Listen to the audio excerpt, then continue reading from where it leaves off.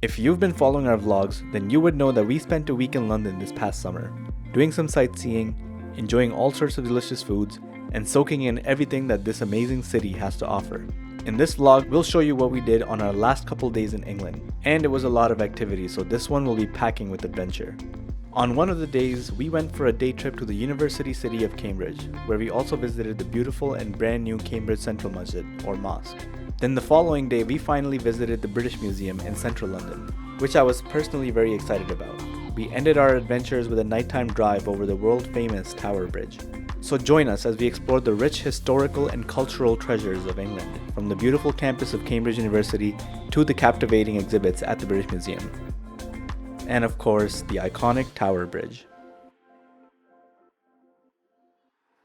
Our day trip to Cambridge started with a visit to the Cambridge Central Masjid. Nestled in the heart of the city of Cambridge, this architectural marvel is more than just a place of worship. It's the first eco-friendly and purpose-built mosque in all of Europe.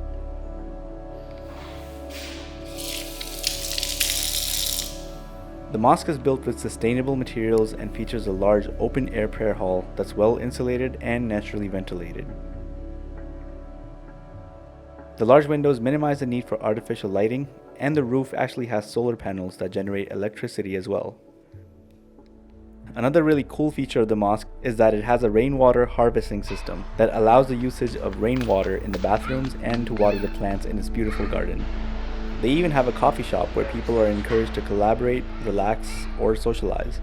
This was an amazing stop in Cambridge and left us with a feeling of peace before starting off our day. Cambridge, UK, and we started off our day at the Cambridge Central Masjid. It's a masjid that opened in 2019, and the architecture and the design of the masjid is very eco-friendly and sustainable. But right now we're trying to figure out where to go. The University of Cambridge is one of the world's most prestigious educational institutions and has been home to many groundbreaking discoveries and scientific breakthroughs. Some notable alumni of the university include Sir Isaac Newton, Charles Darwin, Stephen Hawking, and Alan Turing, amongst many others. I've got to say, walking around the university evoked a sense of intellectual curiosity as we walked around the same paths that some of the world's brightest minds once did. The bustling student life was also fascinating, giving us an immersive experience of the modern-day academic environment. I do have coffee in my hand, so I can't really point the camera towards me, but initially when we had gotten to Cambridge, I didn't see a lot of tourists around. I mostly saw students, a lot of cyclists. Now we're in more of a touristy area. It's kind of like a shopping center here. American candy seems to be a thing here. So you have a store here that sells typical candy you would find in the US. We found a nice gift store where they have postcards and a magnet. I think we're gonna grab this one. Like this. I kind of like this. It has like. You like this actually? Yeah, it's nice. Isn't it? Yeah. Not bad at all.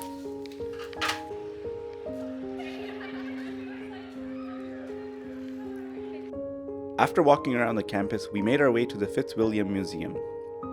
This museum is home to over 500,000 artifacts, which are extraordinarily diverse, including Egyptian, Greek, Roman, Asian, European, and Middle Eastern or Islamic art.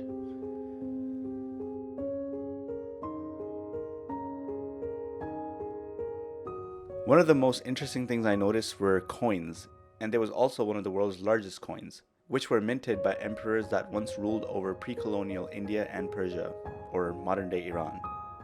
Another bonus is that the museum is free of cost and anyone is allowed to enter. We just did a quick tour of the Fitzwilliams Museum. They had sculptures and pottery and ceramics. They had paintings. We didn't have enough time to check out the paintings, but we did check out the pottery area and the sculptures. And it was interesting. They had artifacts from Egypt, Iran, Syria, India, which we were really curious about. So we saw some coins, some armor, plates and bowls, stuff like that. Prayer mats. It was nice to see the collection of artifacts from all the different regions. Donated goods. Some donated goods as they India referenced them. and Pakistan. Yep. It was a good place to visit. We spent about probably an hour there, and it's free, so that was a bonus to that. So we concluded our trip to Cambridge at the Mathematical Bridge, which is a footbridge that is made entirely of straight timbers, but gives the illusion of it being an arch. There's also the descendant of the original apple tree that Sir Isaac Newton was supposedly sitting under when he had the epiphany about gravity. But we didn't get a chance to see it. And that completed our day trip to Cambridge. The next day we headed to the much grander British Museum in central London.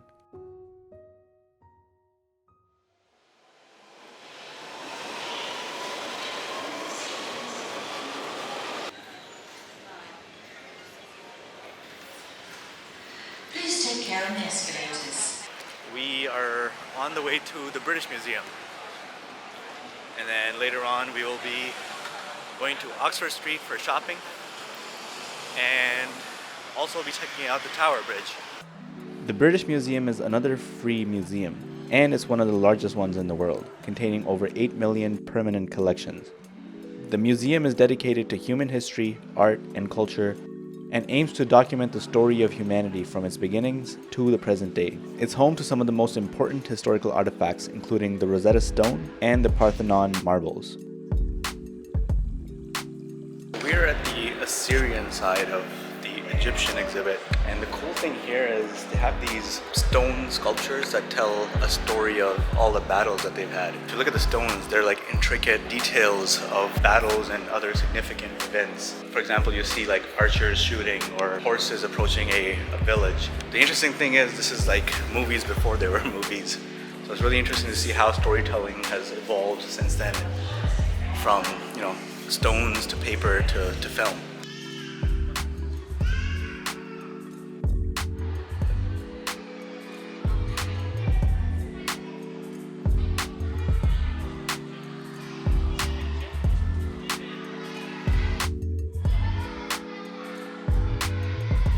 It's interesting they've divided this based on the different eras and the history of the subcontinent. So you have stuff here from pre-British rule, and then they have things here from even before that. It's a very elaborate display of religious artifacts, cultural artifacts from those different time periods in the history of the subcontinent.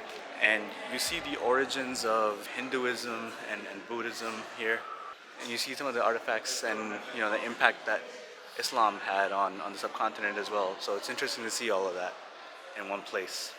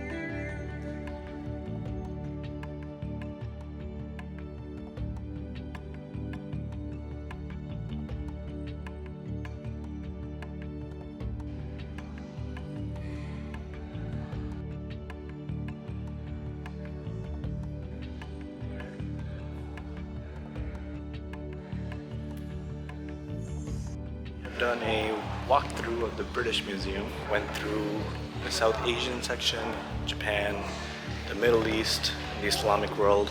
Currently we're in Europe. There's a lot of Roman and European art. Now we're trying to find our way out so we can head to the next destination.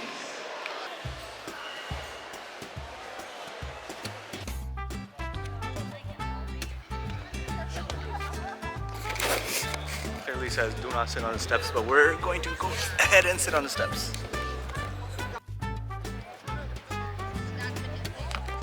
pigeons here are ruthless. They just come right up to you. So we just finished our tour of the British Museum. Next up, we're going to Oxford Street to do some shopping. But before that, I think we'll grab a snack and some refreshments. One thing I do like about London is they've incorporated a lot of green space. There's a lot of parks and trees and greenery in between the inner roads. It's nice to get some shade, and the buildings are so tall that you do get some shade when you're walking down the streets. So that's something I noticed, and it's kind of nice.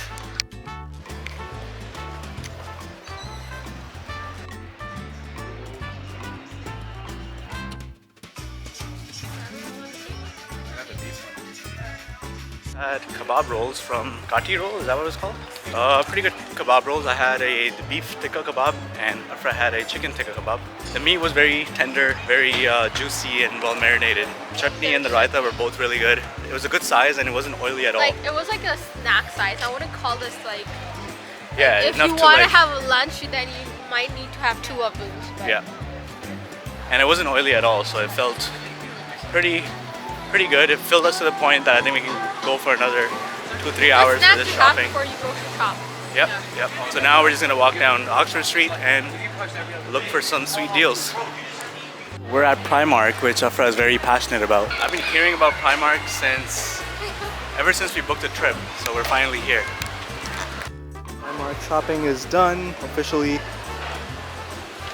and we'll head back on the road. Okay, we were feeling tired and it's really hot outside, so had to stop for a coffee break. I'm not much of a shopper. Afra's downstairs in the women's section, so I'll do a little walk around of the shopping experience in London. I'm in a store called Marks and Spencer's, I believe. Let's take a look.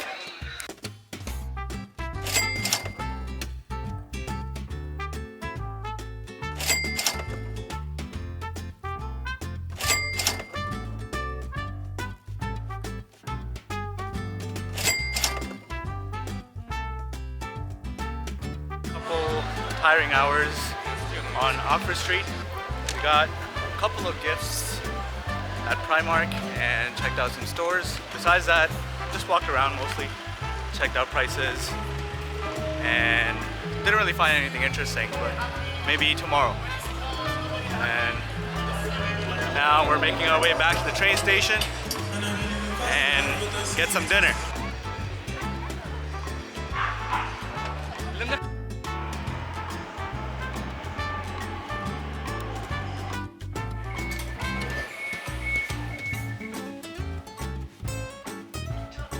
End of our day. For dinner, we're going to a peri-peri chicken place called Frenzo's, and then we'll call it a day for this vlog, I guess.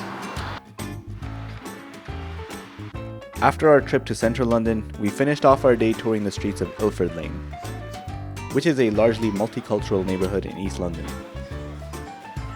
Home to a large South Asian community, Ilford Lane has plenty of halal restaurants that serve some really amazing food.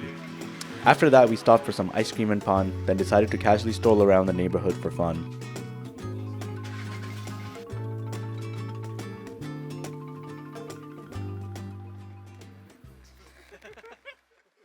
Our last few days in London went by way quicker than we wanted. We were there for a total of 5 days, not including travel days, and it was definitely not enough. After exploring central London and Cambridge, we decided to take it easy on the last couple days, spending time with family and savoring every moment we had with them. We went out to do some more sightseeing around London, while having some amazing food at every stop along the way, including this masala fish and chips, and probably the best chapli kebab I've ever had at a restaurant called Taste of Pakistan.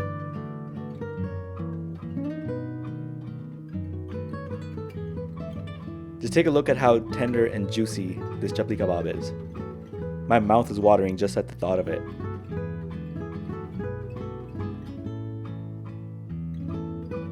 There were numerous stops for chai as well, while we explored the city of London at nighttime. London is just as beautiful, if not even more beautiful, at night, when its most famous landmarks come alive and sparkle across the city skyline.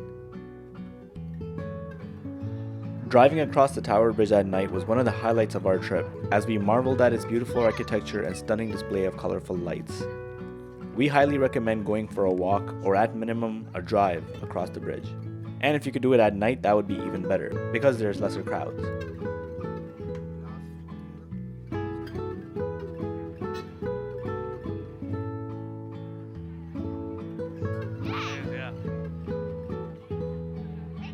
Then came our final day. We enjoyed some delicious home-cooked meals and went out to a park to fly kites and enjoy the simpler things that life has to offer. Overall, London was an incredible experience. It was my first time in England and it had a feeling of familiarity. Maybe because Canada is so similar to England, from its history all the way to the multiculturalism that can be found in both countries. At the end of the day, England is a country that I would love to visit and experience over and over again. And I can't wait to be back.